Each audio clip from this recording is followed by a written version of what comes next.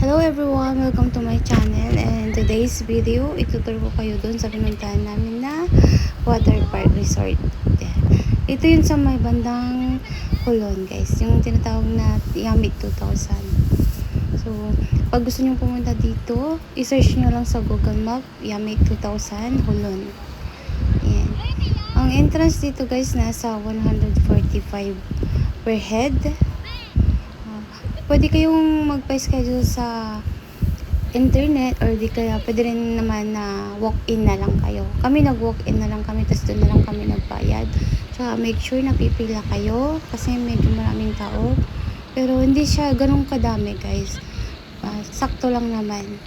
Pero pag weekdays, syempre maraming tao talagang pupunta. Ayan. Lalo na ngayong pag summer.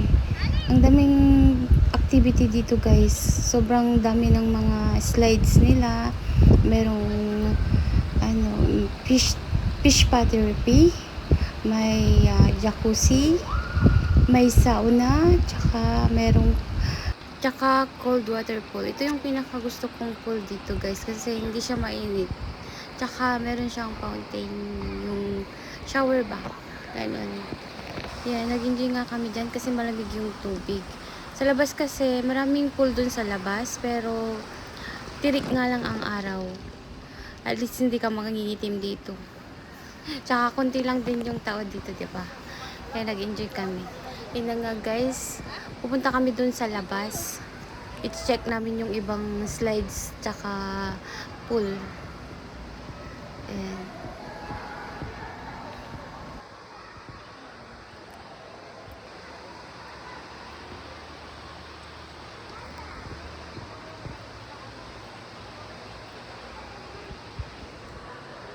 Bali, ito yung sa labas, guys. Sa gitna ito. Dito yung mga slides sa labas. Mga fish therapy, ganun. Ayan, pupunta kami. Itatry namin yung mga slide dito. Una nga namin pinuntahan, guys, itong color black pool slide. Yan. Hindi siya ganun kataas, pero sakto lang. Pero ang kulay niya black. Itatry natin.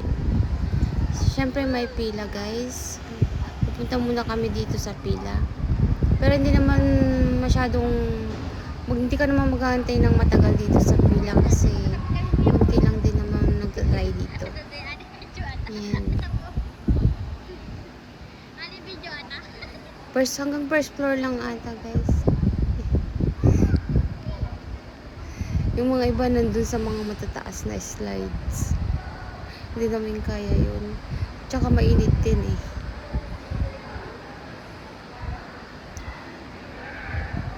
Meron din yung slide na pang dalawahan. Ito-try namin yun sa next mamaya. After namin dito. Yan, pandalawahan yan, guys. Ito nga, tapos na. Packet na kami. First floor lang siya. Yun, pinakamataas na slide dun, guys. Sayang. Gusto ko sana i-try kaso nakakatakot naman kasi. Pero minsan pagkabalik namin talagang ita-try ko. Ayan. Syempre nga, di ba, mga kids kaya nila. Syempre, ikaw na adult, kaya mo din, di ba? Habang nagantay kami ng susunod, yan makikita mo, guys. Ganyan, oh. Papasok ka dun sa may parang pabilog. Tapos mag-slide ka dyan. Yung kulay black, wala akong makikita dyan, guys. Nag-video nga ako niyan. Kaso wala akong nakita kundi black lang. Yan, mag-slide dyan. Yung isang kaibigan ko na nauna yung ulo niya. Pero okay lang naman siya. Wala namang problema. Tapos, yan. Kinakabahan nga ako kasi first time ko mag-slide eh. Kasi, yan. Sunod na yung jowa ko. Siya naman na yung susunod. Ewan ko kung first time niya o hindi. Pero ako first time. Kaya kinakabahan ako na ewan. Pero exciting siya. Enjoy. Sayang nga lang hindi siya nakuha na ng video ko kasi sobrang Ayan. Next naman na pupunta namin is ito. Itong, hindi siya ganung kataas na slide. Yan, itatry ko din siya. Yo, first time ko mag-slide. Kung babagsakan mo naman is mababaw lang yung tubig, kaya hindi ka malulunod kung hindi ka marunong lumangoy. Ano, wow. Ang saya, grabe. Ang saya. Yan, natry ko na. Yehey. Yung nga lang, talagang subok-suk yung ano eh. Yung swimsuit mo. Kasi nga, diba yung ano, pababa ka. Yan, nag-enjoy ako dyan, promise. Susunod naman yung ano, mataas naman. Nakabalik kami ulit dito. Yan. Susunod naman namin na slide itong pangdalawahan. Yan. Nakalimutan kong iwanan yung sleeper ko kasi kakabidyo ko. Kailangan kasing iwan yung sleeper dyan. Yan.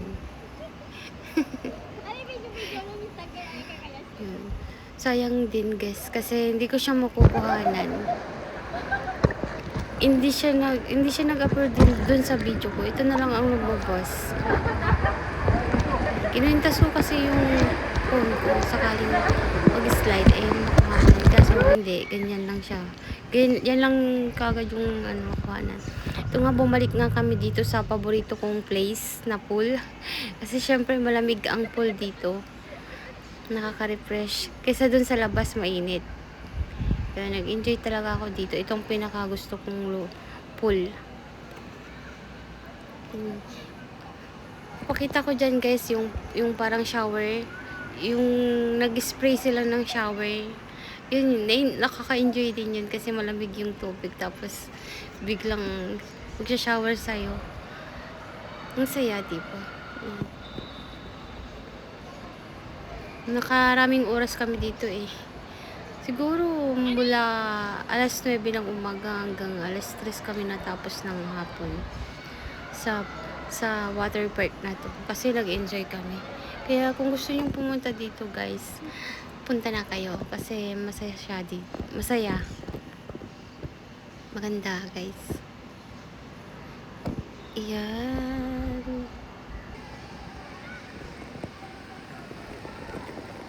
Yan guys, ito yung sinasabi ko guys na ano, yan, yung shower, parang shower, nag-splash sa katawan mo. Malamig yung tubig, tapos ano, nakaka-refreshing, masaya. Nag-enjoy ako. Meron din doon sa taas, na parang pond, parang ano, yung shower na tubig. Pero sa taas na meron ding nag-swimming sa taas doon. Ewan ko kung nag-enjoy yung jowa ko. Hindi naman halatang nag-enjoy, no?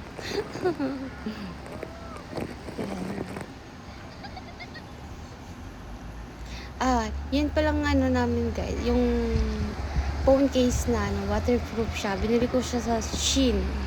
Mura lang. Mga 10 shekel lang ata. Yun.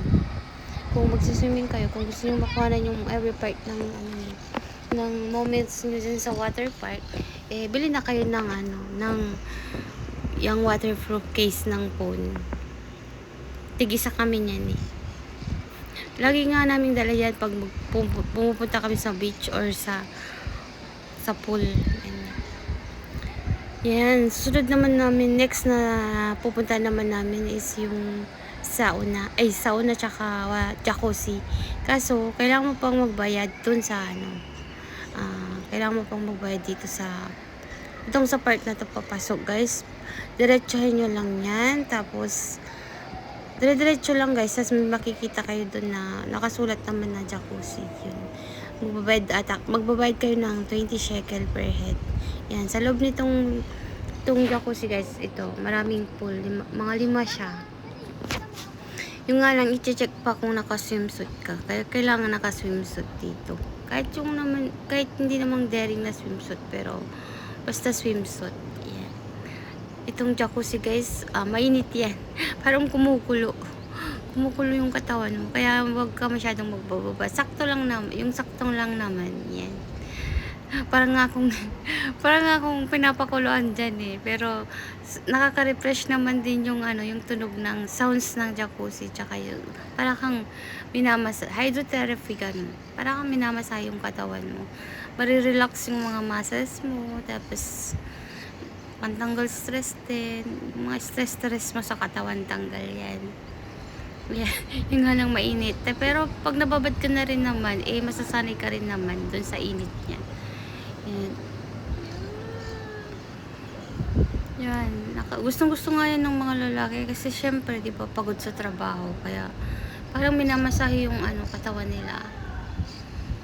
Hydrotherapy. Pero wag din naman sobra dito sa jacuzzi, guys, kasi ma-irritate yung skin nyo, di ba? Makaano pa kayo ng skin problem. Yan. Pero sobrang ganda talagang mag-jacuzzi. Nakaka-relax. Yan guys, makikita mo dito mostly may mga edad na. Pero meron din ng mga bata kagaya namin. Kasi nakaka-relax. Maganda talaga dito. Try nyo din. Yan. Next naman guys na pinuntahan namin is itong fish spa therapy or fish therapy. Yan, nakaka-relax, nakakatanggal ng stress. Yung iba na inaantok, yung iba nag-e-enjoy. Tapos ako naman guys, nakikiliti sobra. Kasi imagine mo naman yung paa mo, hinali ka ng maliliit na isda, di ba? Nakakakiliti sobra. Ewan ko lang sa inyo, depende sa inyo yan guys. Ang bayad pala nito is 20 shekel per head, tsaka may time. Siguro mga 10 minutes. Ganun. Pero matagal-tagal na rin yun guys. Kaya worth it naman yung bayad. Yan. Jowan ko nantok na eh. Maganda yan guys kasi tinatanggal na yung mga dead skin tsaka mga calluses ng paa mo. Next naman guys, itong pinakamagbabaw na pool na may nag-splash na water all around, tapos may fountain. Yan. Ang saya guys kasi nakaka-relax yung tubig, malamig yung tubig kahit mainit yung araw. Tsaka ayan guys, exciting.